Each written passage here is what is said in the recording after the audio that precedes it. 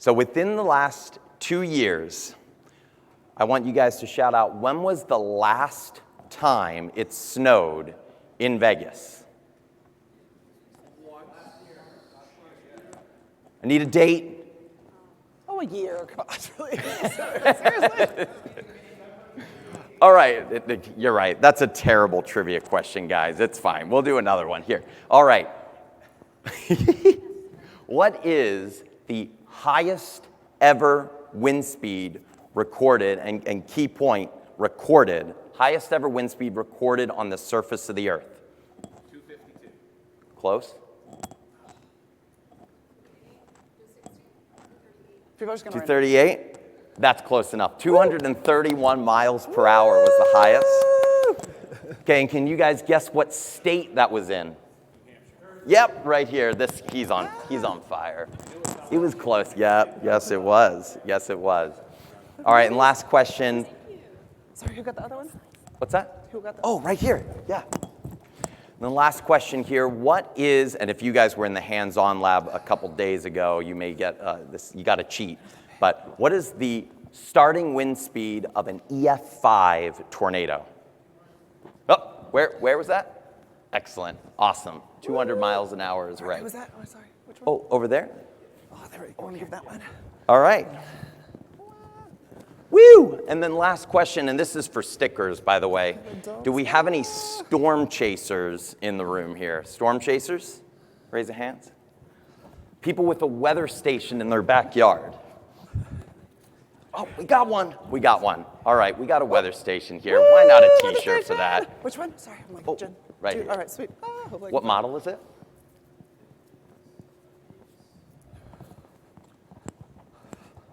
Davis is actually, that's a pretty good weather station there.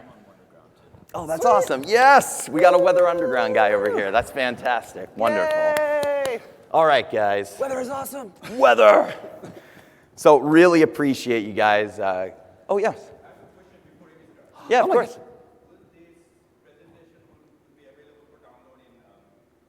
I believe so. Oh, They're all absolutely. recorded, Yeah, right? it's uploaded. This. Oh, yeah. Yeah, I mean, You can please take go pictures, ahead and take too. pictures anyway, but especially over here, you know, I really tried to put on my makeup today. What? Oh. Can Oh. we dim the lights? All right.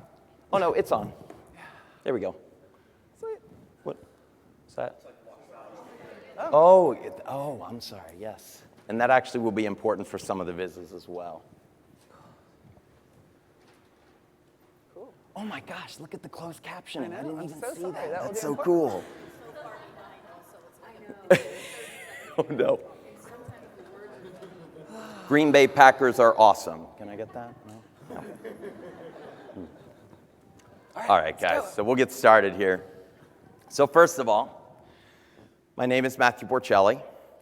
I am a meteorologist, and before any of you get a chance to say it to me, yes, it is the only profession where you can be wrong 50% of the time. Okay, we're a little better than that, absolutely.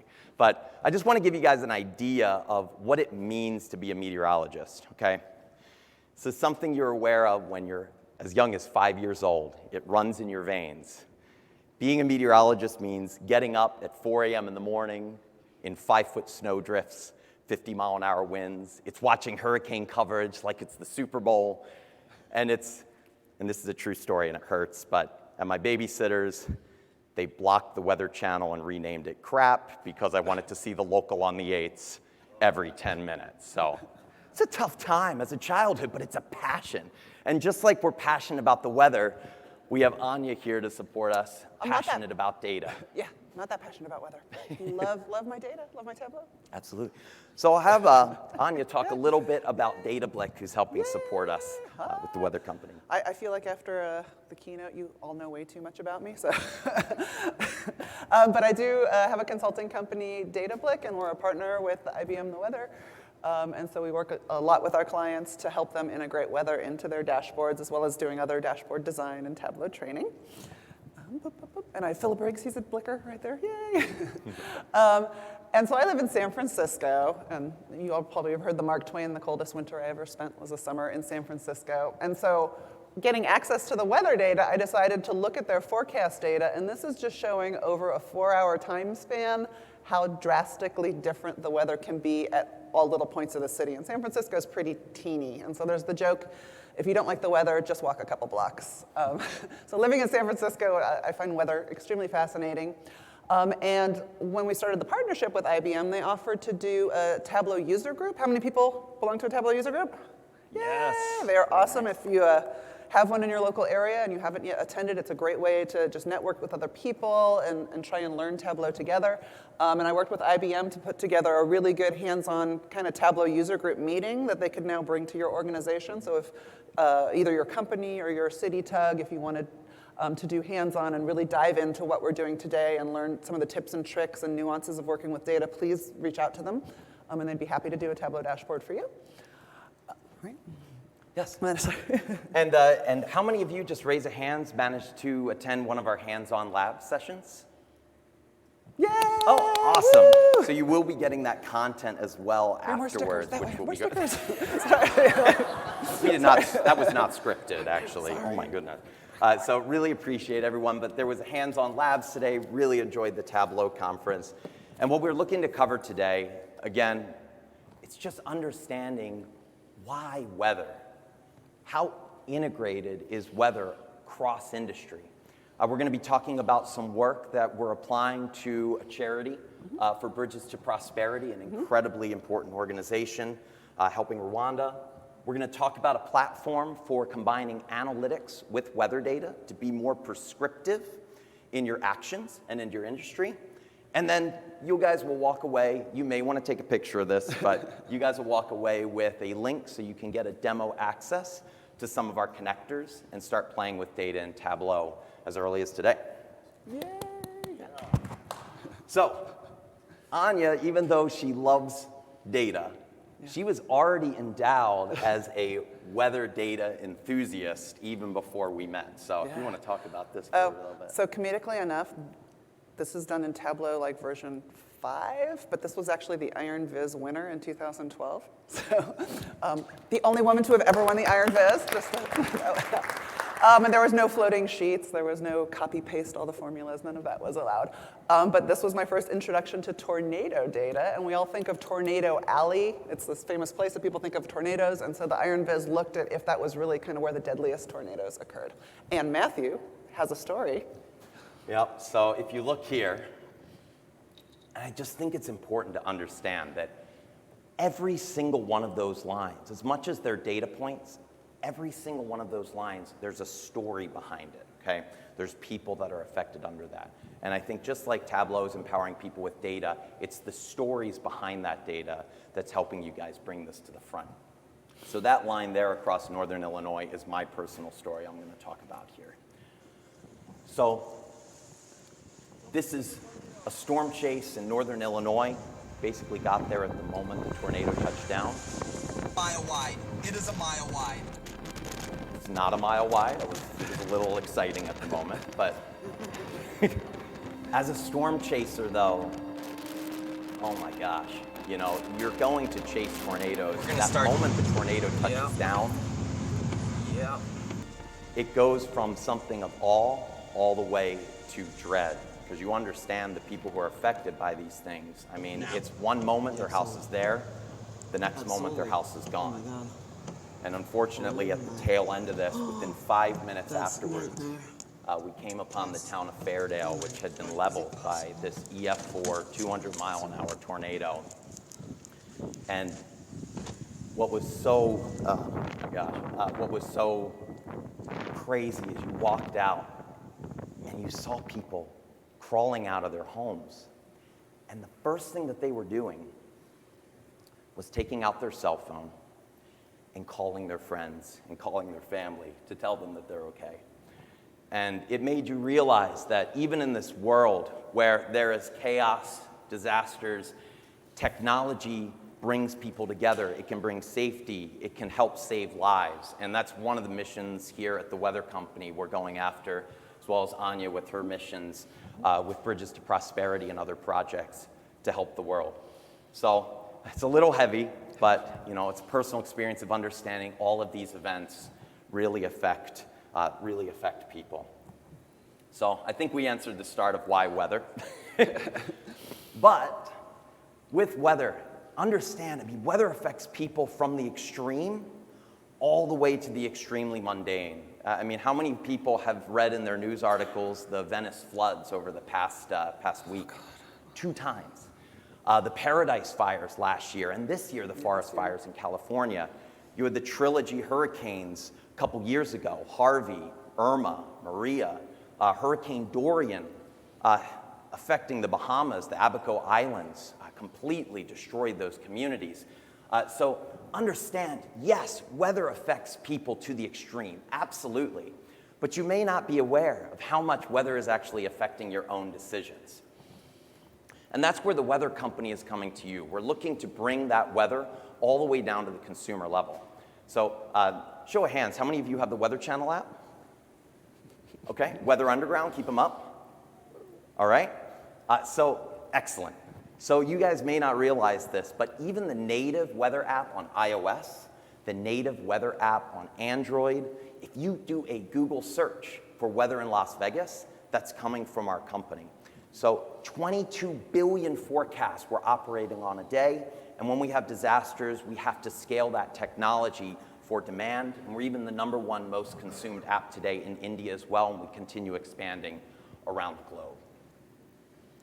Now, most people check weather first thing in the morning, and again, I'm going to keep this fairly active here. So, how many of you had flight delays trying to get out here to Vegas?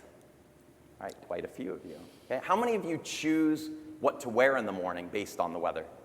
Okay, yep, there we go. And how many of you have actually had weekend plans ruined by the weather? All right, pretty much all of you guys. So now imagine taking your story, just that single day, aggregate that to a zip code, aggregate that to a county, aggregate that to a country, and you can imagine the amount of impact just you as consumers have on industries. And we're here to help you mobilize that power with weather company data. So a couple little fun facts. How we feel, while the reactions are universal, they're actually different depending on what region you're from. Like when you don a sweater. People in North Dakota say, hey, it's time for sweater weather at 55, but the weenies out in California there, I don't know, I'm sure you're out there, 62 degrees, come on.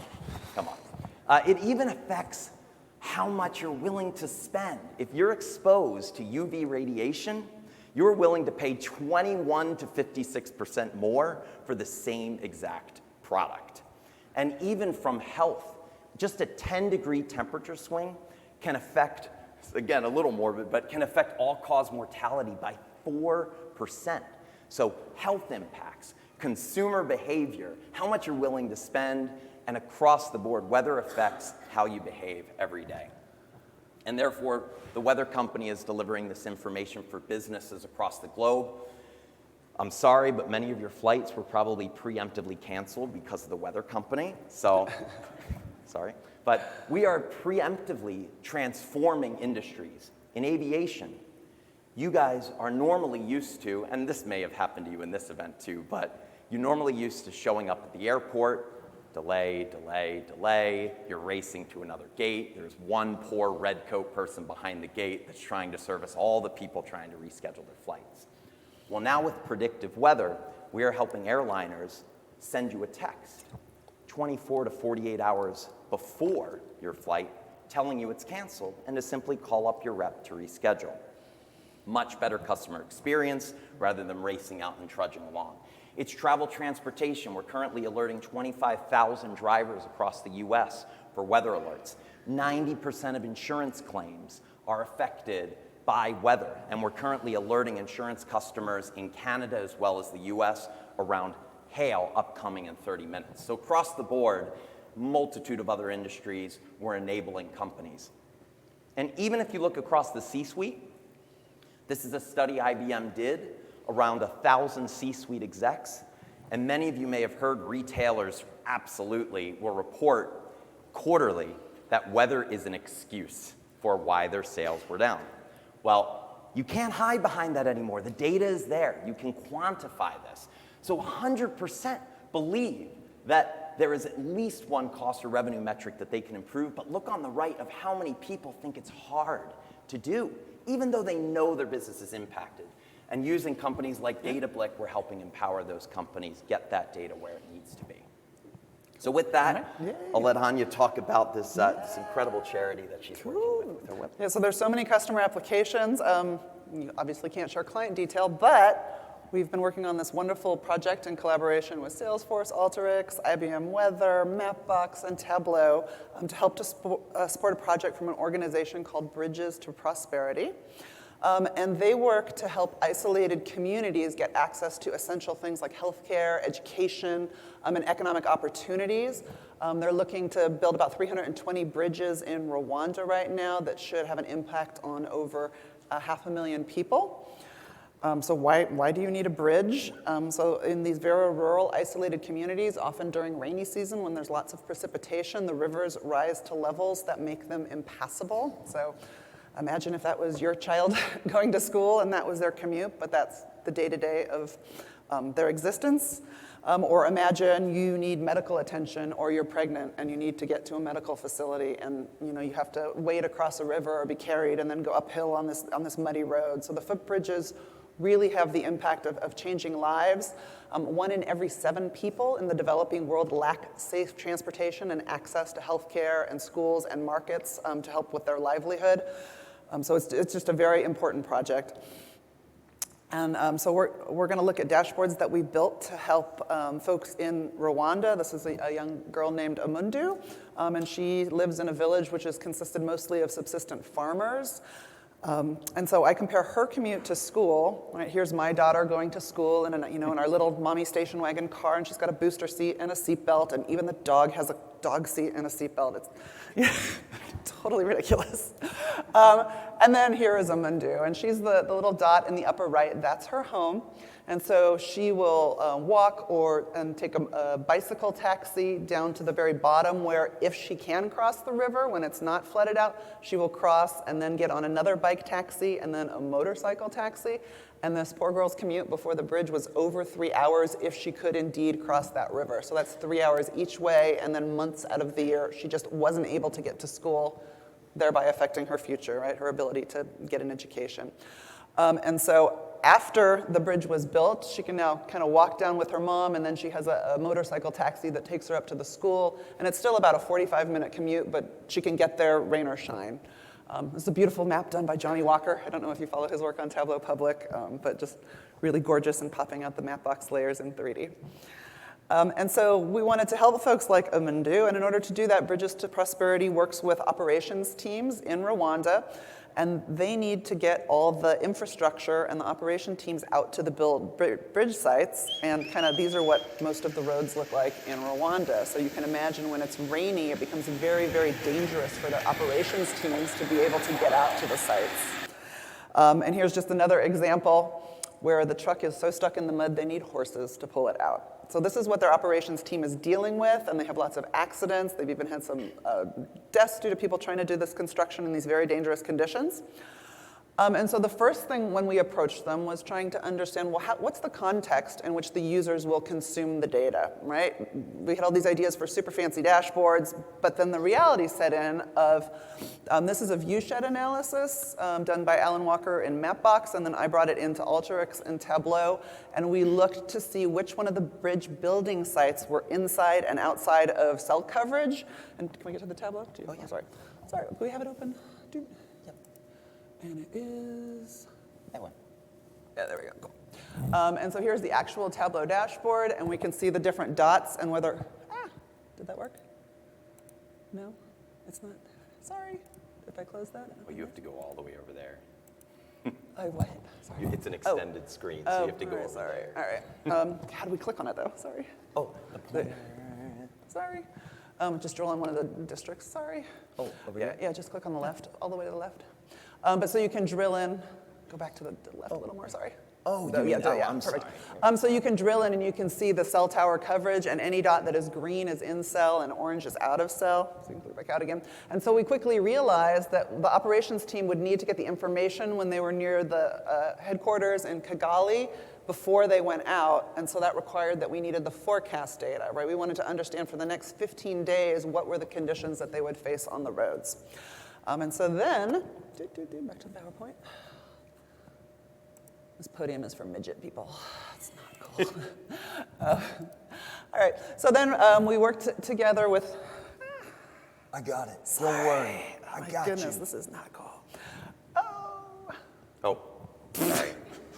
Guys, this was highly scripted ahead of time. I just want to let you know. And so we put together, yes, that's the next one down. Cool. Yay. And so we have all the information in Salesforce that we're pulling out regarding to all the operations and construction information. We're mashing that up with data from the government of Rwanda.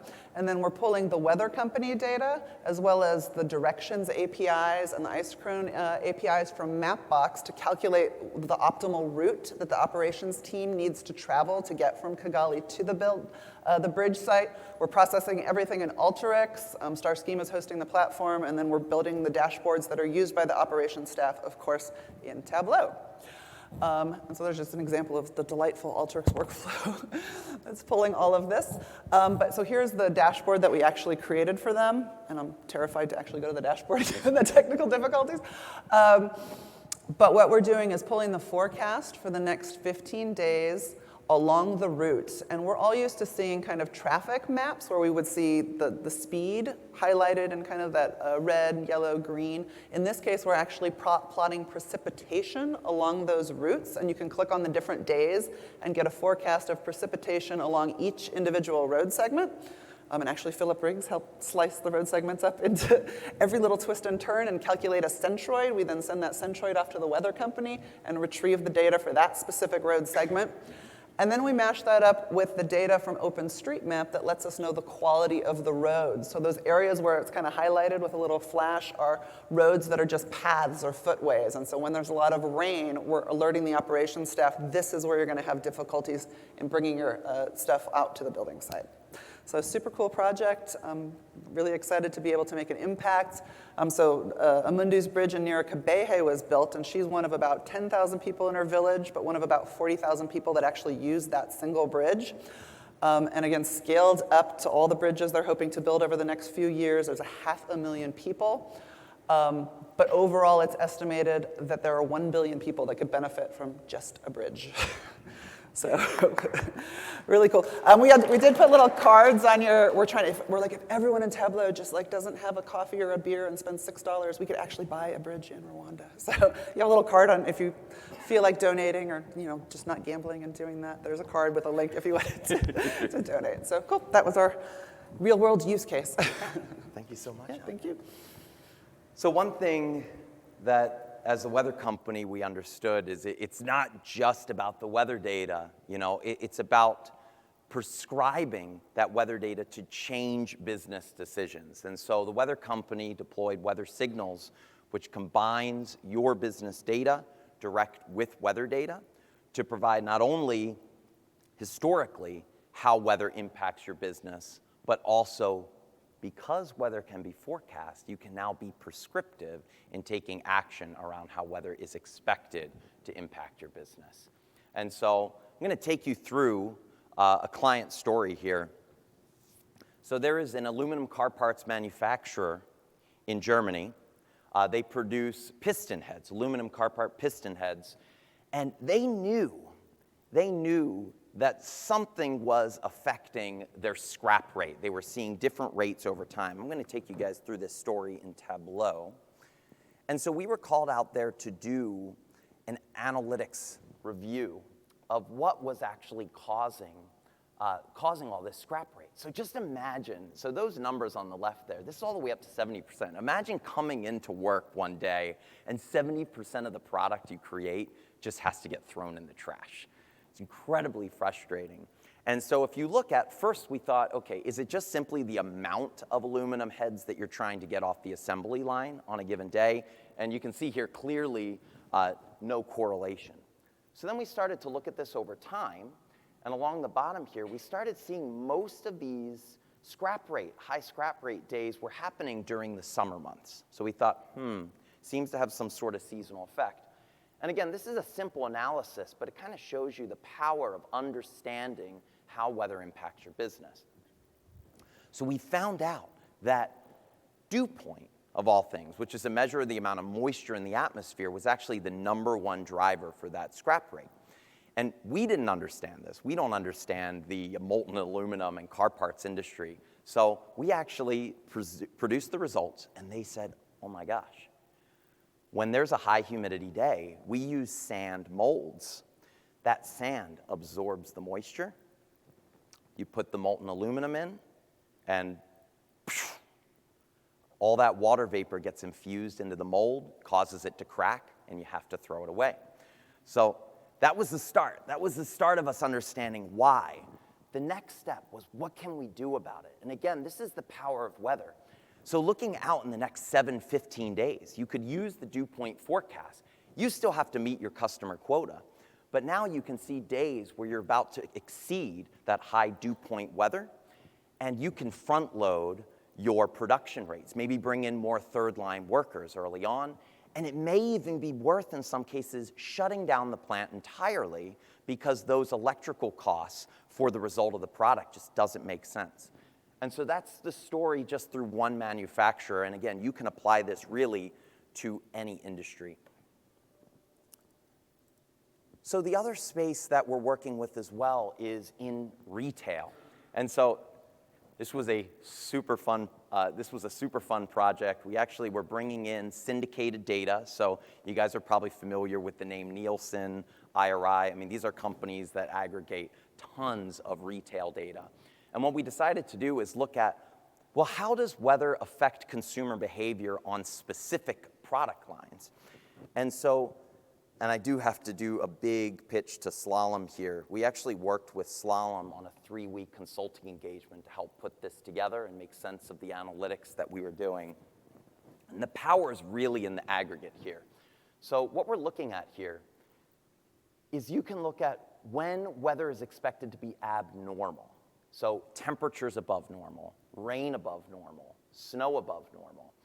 And you can see the potential uplift that different products have based on these conditions. So here, if we look at more snow than normal across the Northeast, very nice as a data analyst to see things that pass the gut check. So right there, milk and bread, the very first thing at the top.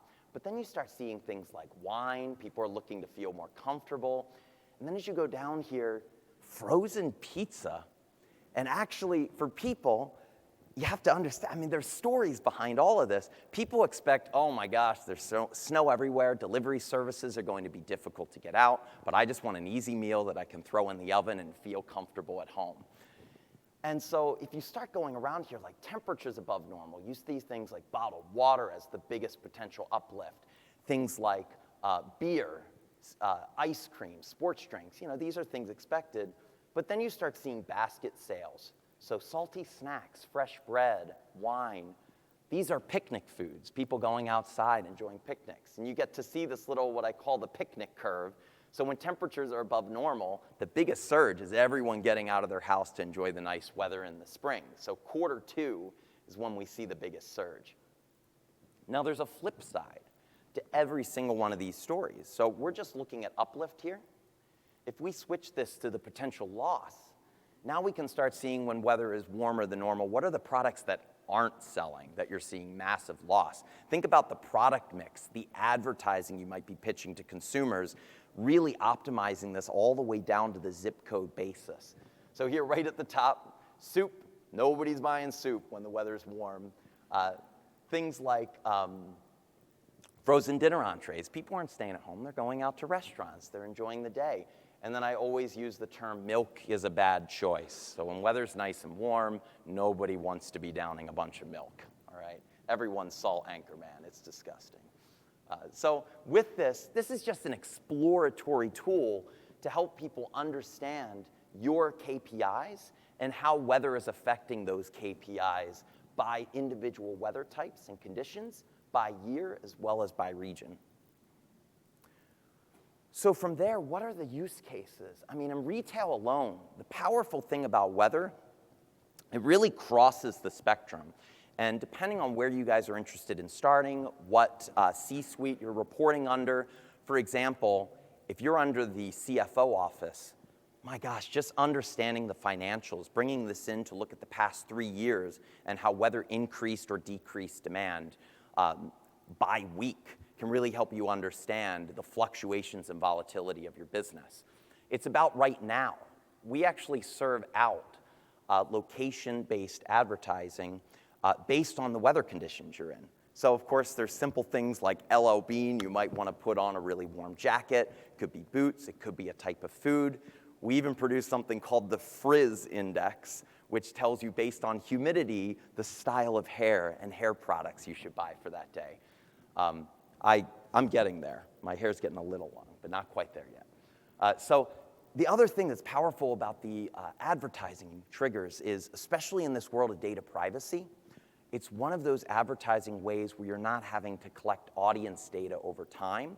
It's something that simply you need to understand a zip and get targeted advertising directly to your location.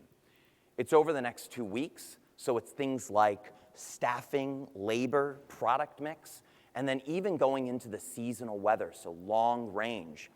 Buying TV advertising spend has to be spent about 8 to 12 weeks in advance.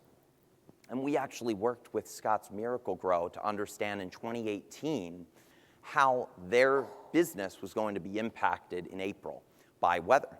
And so instead of spending that marketing spend for TV advertising in April, where they were seeing a double-digit loss, they moved that spend to May and ended up seeing north of 25% growth. It was their largest monthly revenue generator that month, on the order of $30 million. And that was just around a TV marketing change. So from that, hopefully you guys got the feel for why weather. We talked about several applied use cases, especially including the powerful story behind Bridges to Prosperity, the analytics with weather signals, and now the last piece here is how can you guys get started? So the data that we have available today as a web data connector, how many of you have used a web data connector within Tableau? Oh, that's excellent, awesome. Oh, Brian as well, he's another one of our weather company gurus back there.